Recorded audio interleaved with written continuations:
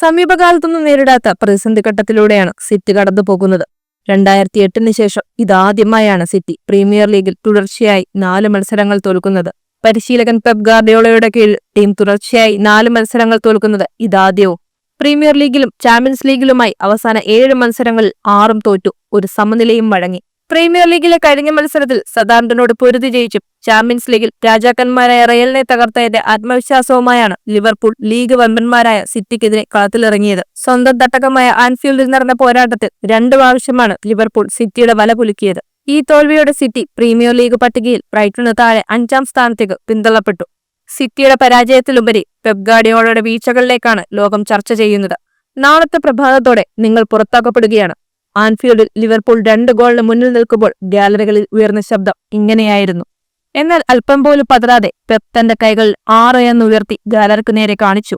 ഞാൻ വെറുതെ വന്നതല്ല, പ്രീമിയർ ലീഗിൽ 8 സീസണുകളിൽ 6 കിരീടങ്ങൾ താൻ നേടിയതാണെന്ന് ഒരു ഗംഭീര സ്റ്റേറ്റ്മെന്റ് പെപ് അവിടെ പറയുകയായിരുന്നു. ഒക്ടോബർ 26 മുതൽ ഒരു മത്സരം പോലും സിറ്റിക്ക് ജയിക്കാനായിട്ടില്ല. എന്നിട്ട് പെപ് ഇപ്പോഴും പരിശീലക സ്ഥാനത്ത് എന്തുകൊണ്ട് തുടരുന്നു എന്നതിന്റെ ഉത്തരമാണ് കഴിഞ്ഞ 8 സീസണുകളിലെ സിറ്റിയുടെ പ്രകടനവും 6 കിരീടങ്ങളും. തുടർ പരാജയങ്ങളെക്കുറിച്ച് പെപ്പ് പറയുന്നത് ഇങ്ങനെയാണ്: 4 പ്രതിരോധ താരങ്ങളില്ലാതെ 2 ഹോൾഡിംഗ് മിഡ്ഫീൽഡർമാരില്ലാതെ കളിക്കേണ്ടി വരുമ്പോൾ അതൊരു പ്രശ്നം തന്നെയാണ്. ലോകത്തിലെ മികച്ച താരമായ റോഡ്രി സീസൺ മുഴുവൻ പുറത്താണ്.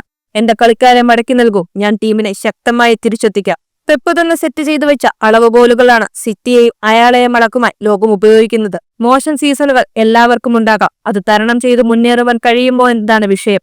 ചാമ്പ്യൻസ് ലീഗിൽ 17ാമതും പ്രീമിയർ ലീഗിൽ 5ാം സ്ഥാനത്തും തുടരുന്ന സിറ്റിക്ക് ഇപ്പോഴത്തെ സാഹചര്യത്തിൽ ഒരു തിരിച്ചുവരവ് സാധ്യമാണോ എന്നത് ആശങ്കാവഹമാണ്. എന്നാൽ ലിവർപൂൾ മാനേജർ സ്ലോട്ട് പറഞ്ഞതുപോലെ പെപ്പ് നമുക്ക് മുന്നിൽ എല്ലാം തെളിയിച്ചതാണ്. ഒരിക്കലും എഴുതിത്തള്ളുവാൻ കഴിയുകയുമില്ല.